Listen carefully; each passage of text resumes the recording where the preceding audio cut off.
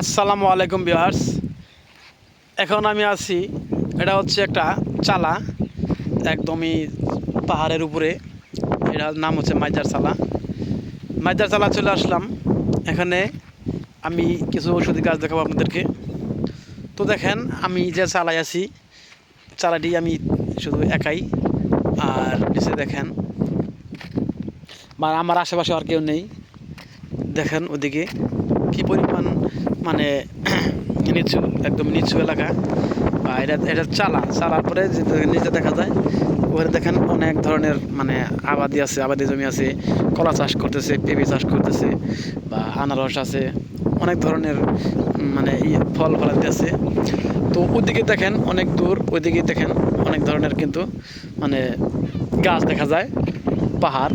এদিকে দেখেন, আপনাদেরকে দেখাই, অনেক কিছুই আপনি দেখবেন।